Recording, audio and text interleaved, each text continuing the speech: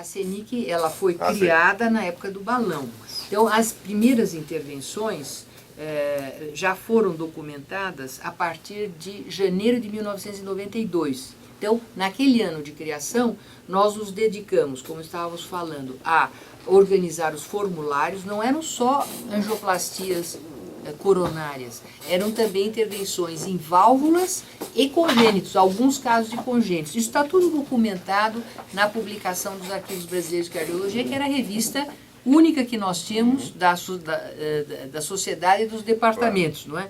Então, aqui nós fizemos essa documentação em 94, do biênio 92-93, com 8.000 procedimentos.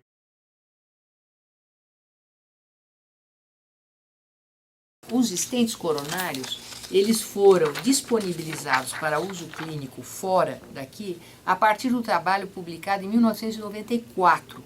Contudo, no Brasil, o SUS só aprovou os stents para uso clínico em 2000.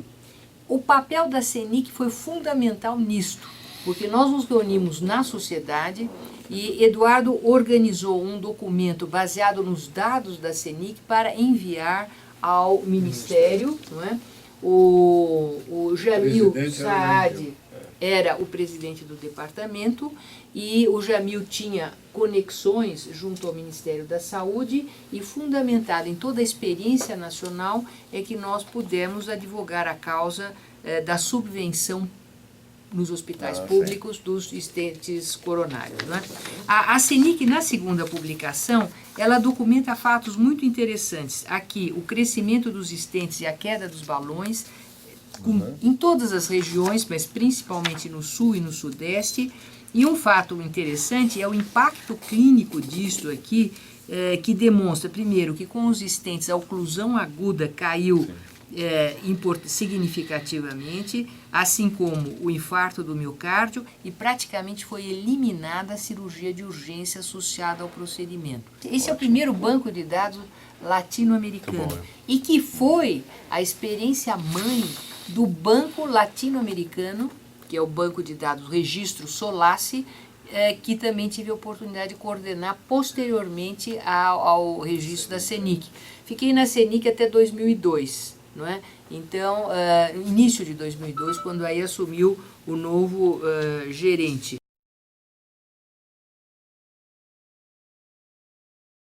Nos artigos, é importante aqui, eu assinalei um pouquinho da história, não é? Porque já começamos aqui com 71 hospitais, o Departamento de Hemodinâmica da Sociedade Brasileira de Cardiologia, hoje também Sociedade Brasileira de Hemodinâmica e Cardiologia Intervencionista, decidiu pela criação de um banco de dados brasileiro sobre procedimentos percutâneos intervencionistas com a denominação de Central Nacional de Intervenções Cardiovasculares. Este é o relato dos 2 primeiros anos de suas atividades, compilando informações de 71 hospitais públicos, universitários, filantrópicos e particulares do território nacional sobre 7 modalidades de intervenções percutâneas em adultos e crianças, realizadas por 97 dos seus 127 membros. Aqui nós temos o número dos membros da ocasião, titulares do departamento autorizados a esses procedimentos de intervenção. Não é?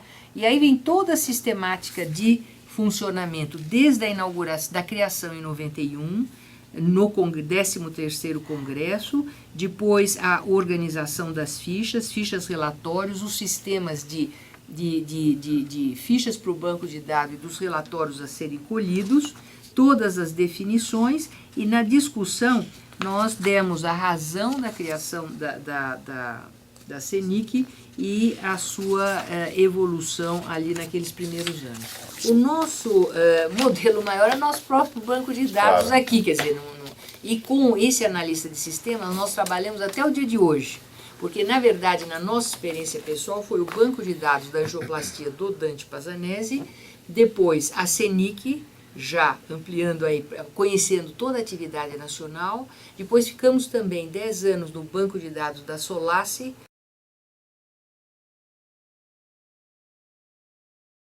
o registro de stents farmacológicos, que é o registro DESAIR, que nós desenvolvemos no Hospital do Coração, já que ele não é subvencionado pelo Sistema Público de Saúde. Esse registro tem hoje, completa agora 10 mil stents farmacológicos implantados. Então, digamos, é uma certa carreira de organizar banco de dados. Então, a inspiração veio um pouco da nossa experiência institucional.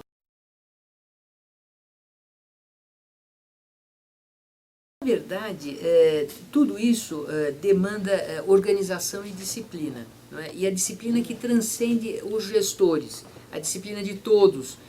E o que diferencia o banco de dados da CENIC da Solace é que o da Solace ele era um relatório anual de todas as atividades de cada laboratório da América Latina, e era uma quantidade tão grande que nós não podíamos fazer procedimentos por procedimentos. A CENIC não, era um a um. Então isso requer mais disciplina, mais organização, e o envio era feito aqui para o Dante Pazanese. O Luiz Alberto Matos foi o primeiro, nós tínhamos uma secretária e um analista de sistemas, era um grupo de 4. As secretárias acabaram variando ao longo do período, incluindo as que depois foram secretárias da própria SBHCI, não é? Luiz Alberto nos ajudou enormemente, depois o Ibrahim Pinto muitíssimo, que é o gestor do banco de dados do Instituto. Essa é a razão pela qual ele, com a familiaridade que tinha, também nos ajudou. Teve um engenheiro. E a alma informática é o Candide Moura Campos, que trabalhou conosco na CENIC e também na Solace, e trabalha agora no Desire. No Desire ele desenvolve a tese de doutorado dele com mineração de dados. A dificuldade é essa, quer dizer, todos se disciplinarem a fazer isto e manterem a disciplina no longo prazo, não é? Porque, na verdade, o relatório da CENIC é quase um relatório do procedimento, e ele tem que documentar a evolução do paciente. Nem todos os serviços dispõem de um serviço de follow-up, não é? E aí está a grande dificuldade. A CENIC se resumia aos 30 dias.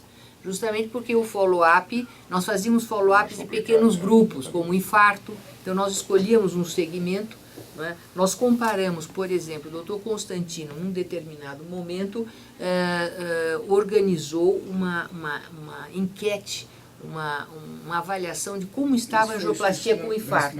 Foi na Solace, Então, o Luiz Alberto tinha feito isso antes, na CENIC, inclusive publicou artigos de infarto. Então, nós trabalhávamos com pequenos grupos de interesse, uma vez que era difícil ter de todos as evoluções mais tardias, não é? Mas, na época da angioplastia com balão, uma boa quantidade de eventos ocorria dentro dos primeiros 30 dias, que era a questão da oclusão aguda na fase hospitalar, cirurgia de urgência, que nós conseguimos demonstrar. Uma outra visão importante foi a adoção dos stents a partir da subvenção pelo Sistema Único de Saúde. Porque adotar uma nova intervenção não significa só ela ser aprovada pelo Sistema Único de Saúde, ou pelas seguradoras, etc. Significa mudar a cabeça, não é? Então, aquela formação cognitiva que permite a adoção da novidade é que muitas vezes é diferente, muitas vezes não, frequentemente, entre as regiões. Então, nós observamos o seguinte: por dificuldades financeiras, a região norte e nordeste retardou a adoção dos stents coronários. E por questões cognitivas, o sul retardou a adoção dos stents coronários. Era uma questão ideológica no sul, era uma questão de ideias, não era dificuldade de subvenção ou patrocínio. No Nordeste, não. No Nordeste havia centros que adotavam e outros que não adotavam porque não tinham acesso não tinham facilidade financeira de proporcionar isso aos seus pacientes, né? Então, esses são pequenos insights. A CENIC nos deu assim, uma enormidade de contribuições. Entre elas, eu cito exatamente essa. Quer dizer, nós traçamos os perfis das épocas, das regiões. Nós pudemos ir ao Ministério da Saúde e documentar a necessidade de evoluir nas intervenções. E, posteriormente, ela, continuada, também ofereceu novos insights numa fase em que eu já não estava à frente da CENIC, que foi a partir de 2001, 2002.